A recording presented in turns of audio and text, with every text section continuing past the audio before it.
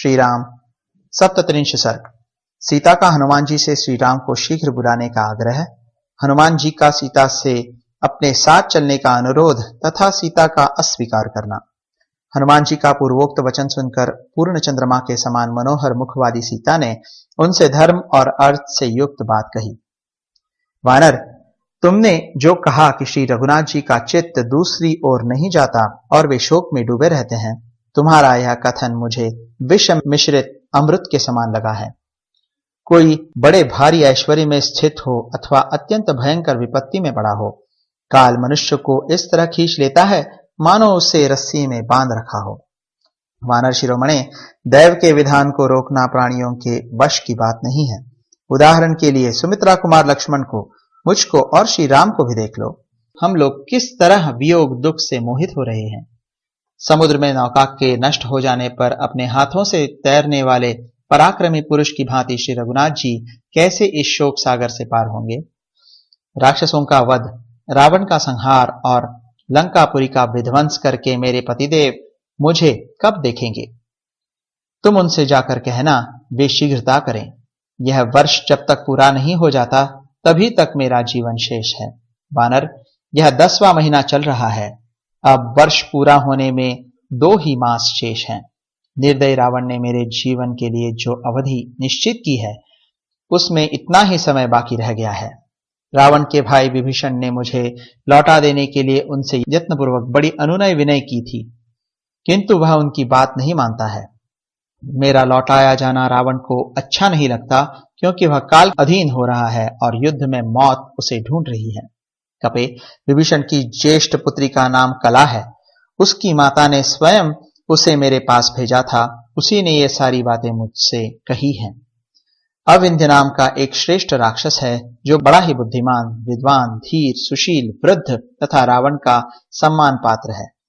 उसने रावण को यह बताकर कि श्री राम के हाथ से राक्षसों के विनाश का अवसर आ पहुंचा है, मुझे लौटा देने के लिए प्रेरित किया, किंतु वह दुरात्मा उसके हितकारी वचनों को भी नहीं सुनता है।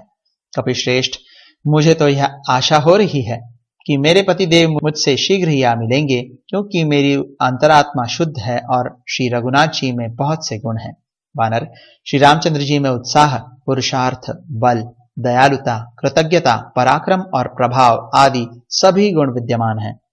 जिन्होंने जनस्थान में अपने भाई की सहायता लिए बिना ही 14,000 राक्षसों का संहार कर डाला, उनसे कौन शत्रु भयभीत न होगा। श्री रामचंद्र जी पुरुषों में श्रेष्ठ हैं। वे संकटों से तोले या विचलित किए जाएं, ये सर्वथा असंभव है। जैसे पुलोम कन्या शची इंद्र के प्रभाव को जानती है, उसी तरह मैं श्री रघुनाथ जी की शक्ति सामर्थ्य को अच्छी तरह जानती हूं। कपिवर, शूरवीर भगवान श्री राम सूर्य के समान है। उनके बाण समूह ही उनकी किरणें हैं। वे उनके द्वारा शत्रु भूत राक्षस रूपी जल को शीघ्र ही सोख लेंगे। इतना कहते कहते सीता के मुख पर आंसुओं की धारा बह चली। वे श्री रामचंद्र जी के लिए शोक से पीड़ित हो रही थीं। उस समय कपिवर हनुमान जी ने उनसे कहा, देवी आप धैर्य धारण करें। मेरा वचन सुनते ही श्री रघुनाथ जी वानर और भालुओं की विशाल सेना लेकर शीघ्र यहाँ के लिए प्रस्थान कर देंगे, अथवा मैं अभी आपको इस राक्षस जनित दुख से छुटकारा दिला दूंगा। सती साध्वी देवी, आप मेरी पीठ पर बैठ जाइए। आपको पीठ पर बैठाकर मैं समुद्र को लांग जाऊंगा। मुझ में रावण सहित सारी लंका को भी ढो ले जाने की शक्ति है। मिथिलेश कुमारी, रघुनाथ जी प्रस्तरवन गिरी पर रहते हैं। मैं आज ही आपको उनके पास पहुंचा दूंगा, ठीक उसी तरह जैसे अग्निदेव हवन किए गए हविष्य को इंद्र की सेवा में ले जाते हैं। विदेह नंदिनी, दैत्यों के वध के लिए उत्साह रखने वाले भगवान विष्णु की भांति राक्षसों के संहार के लिए सचेष्ट हुए श्री राम और लक्ष्मण का आप आज ही दर्शन करेंगी। आपके दर्शन का उत्साह मन में लिए महाबली श्री राम पर्वत शिखर पर अपने आश्रम में उसी प्रकार बैठे हैं जैसे देवराज इंद्र गजराज ऐरावत की पीठ पर विराजमान होते हैं। देवी आप मेरी पीठ पर बैठिए। शोभने, मेरे कथन की उपेक्षा न कीजिए। चंद्रमा से मिलने वाली रोहिणी की भांति आप श्री रामचंद्र जी के साथ मिलने का निश्चय कीजिए। मुझे भगवान श्री राम से मिलना है। इतना कहते ही आप चंद्रमा से रोहिणी की भांति श्री रघुनाथ जी से मिल जाएंगी। आप मेरी पीठ पर आरूढ़ हो जाइए और आकाश मार्ग से ही महासागर को पार कीजिए। कल्याणी, मैं आपको लेकर जब यहां से चलूंगा उस समय समूचे लंका निवासी मिलकर भी मेरा पीछा नहीं कर सकते।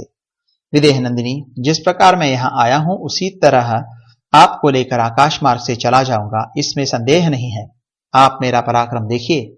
वानर श्रेष्ठ हनुमान जी के मुख से यह अद्भुत वचन सुनकर मिथिलेश कुमारी सीता के सारे शरीर में हर्ष और विस्मय के कारण रोमांच आ गया। उन्होंने हनुमान जी से कहा, वानर यूथपति हनुमान, तुम इतने दूर के मार्ग पर मुझे कैसे ले चलना चाहते हो? तुम्हारे इस दुस्साहस को मैं वानरोचित चपलता ही समझती हूं। वानर शिरोमणि, तुम्हारा शरीर तो बहुत छोटा है, फिर तुम मुझे मेरे स्वामी महाराज श्री राम के पास ले जाने की इच्छा कैसे करते हो? सीता जी की यह बात सुनकर शोभाशाली पवन कुमार हनुमान ने इसे अपने लिए नया तिरस्कार ही माना। वे सोचने लगे, कजरारे नेत्रों वाली विदेह नंदिनी सीता मेरे बल और प्रभाव को नहीं जानती, इसलिए आज मेरे उस रूप को जिसे मैं इच्छानुसार धारण कर लेता हूं, ये देख लें। ऐसा विचार करके शत्रुमर्दन वानर शिरोमणि हनुमान ने उस समय सीता को अपना स्वरूप दिखाया। वे बुद्धिमान कपिवर उस वृक्ष से नीचे कूद पड़े और सीता जी को विश्वास दिलाने के लिए बढ़ने लगे। बात की बात में उनका शरीर मेरु पर्वत के समान ऊंचा हो गया। वे प्रज्वलित अग्नि के समान तेजस्वी प्रतीत होने लगे। इस तरह विशाल रूप धारण करके वे वानर श्रेष्ठ हनुमान सीता जी के सामने खड़े हो गए। तत्पश्चात पर्वत के समान विशाल काय, तांबे के समान लाल मुख तथा वज्र के समान दाढ़ और नख वाले भयानक महाबली वानर वीर हनुमान विदेह नंदिनी से इस प्रकार बोले, देवी, मुझ में पर्वत, वन, अट्टालिका, चहार दीवारी और नगर द्वार सहित इस लंकापुरी को रावण के साथ ही उठा ले जाने की शक्ति है। अतः आप मेरे साथ चलने का निश्चय कर लीजिए। आपकी आशंका व्यर्थ है। देवी विदेह नंदिनी, आप मेरे साथ चलकर लक्ष्मण सहित श्री रघुनाथ जी का शोक दूर कीजिए। वायु के औरस पुत्र हनुमान जी को पर्वत के समान विशाल शरीर धारण किए देख प्रफुल्ल कमल दल के समान बड़े बड़े नेत्रों वाली जनक किशोरी ने उनसे कहा, महाकपे, मैं तुम्हारी शक्ति और पराक्रम को जानती हूं। वायु के समान तुम्हारी गति और अग्नि के समान तुम्हारा अद्भुत तेज है। वानर यूथपते, दूसरा कोई साधारण वानर अपार महासागर के पार की इस भूमि में कैसे आ सकता है? मैं जानती हूं तुम समुद्र पार करने और मुझे ले जाने में भी समर्थ हो, तथापि तुम्हारी तरह मुझे भी अपनी कार्य सिद्धि के विषय में अवश्य भलीभांति विचार कर लेना चाहिए। कपश्रेष्ठ, तुम्हारे साथ मेरा जाना किसी भी दृष्टि से उचित नहीं है, क्योंकि तुम्हारा वेग वायु के वेग के समान तीव्र है। जाते समय यह वेग मुझे मूर्छित कर सकता है। मैं समुद्र के ऊपर ऊपर आकाश में पहुंच जाने पर अधिक वेग से चलते हुए तुम्हारे पृष्ठभाग से नीचे गिर सकती हूं। इस तरह समुद्र में जो तिमि नामक बड़े बड़े मत्स्यों, नाकों और मछलियों से भरा हुआ है, गिरकर विवश हो मैं शीघ्र ही जल जंतुओं का उत्तम आहार बन जाऊंगी। इसलिए शत्रु नाशन वीर, मैं तुम्हारे साथ नहीं चल सकूंगी। एक स्त्री को साथ लेकर जब तुम जाने लगोगे उस समय राक्षसों को तुम पर संदेह होगा, इसमें संशय नहीं है।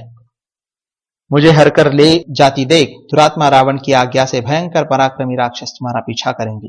वीर, उस समय मुझ जैसी रक्षणीय अबला के साथ होने के कारण तुम हाथों में शूल और मुद्गर धारण करने वाले उन शौर्यशाली राक्षसों से घिरकर प्राण संशय की अवस्था में पहुंच जाओगे। आकाश में अस्त्र शस्त्रधारी बहुत से राक्षस तुम पर आक्रमण करेंगे और तुम्हारे हाथ में कोई भी अस्त्र न होगा। उस दशा में तुम उन सब के साथ युद्ध और मेरी रक्षा दोनों कार्य कैसे कर सकोगे?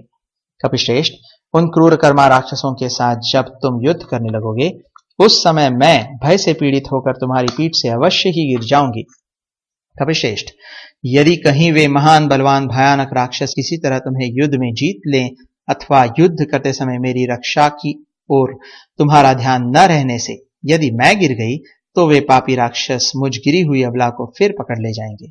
अथवा यह भी संभव है कि वे निशाचर मुझे तुम्हारे हाथ से छीन ले जाएं या मेरा वध ही कर डालें, क्योंकि युद्ध में विजय और पराजय को अनिश्चित ही देखा जाता है।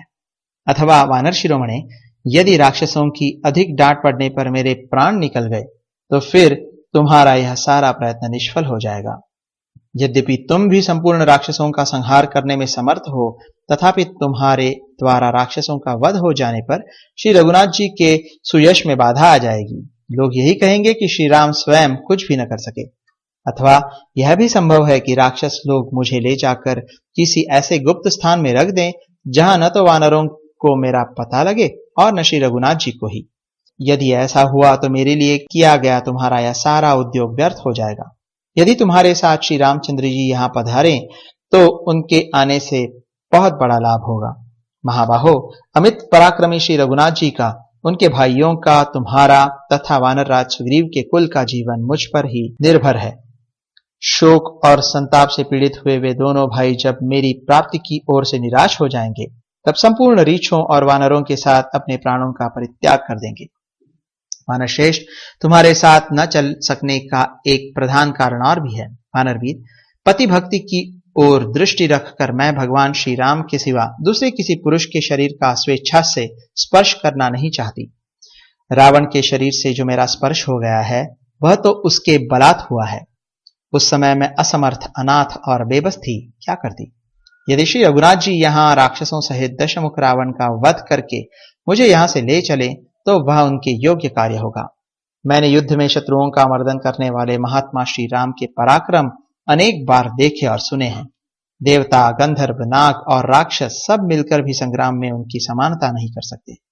युद्ध स्थल में विचित्र धनुष धारण करने वाले इंद्रतुल्य पराक्रमी महाबली श्री रघुनाथ जी लक्ष्मण के साथ रह वायु का सहारा पाकर प्रज्वलित हुए अग्नि की भांति उद्दीप्त हो उठते हैं। उस समय उन्हें देखकर उनका वेग कौन सह सकता है। वानर शिरोमणि, समरांगण में अपने बाण रूपी तेज से प्रलयकालीन सूर्य के समान प्रकाशित होने वाले और मतवाले दिग्गज की भांति खड़े हुए रणमर्दन श्री राम और लक्ष्मण का सामना कौन कर सकता है। इसलिए कपिश्रेष्ठ, वानरवीर, तुम प्रयत्न करके यूथपति सुग्रीव और लक्ष्मण सहित मेरे प्रियतम श्री रामचंद्र जी को शीघ्र यहां बुला ले आओ। मैं श्री राम के लिए चिरकाल से शोकाकुल हो रही हूं। तुम उनके शुभागमन से मुझे हर्ष प्रदान करो। इस प्रकार श्री वाल्मीकि निर्मित आर्ष रामायण आदि काव्य के सुंदर कांड में 37वां सर्ग पूरा हुआ।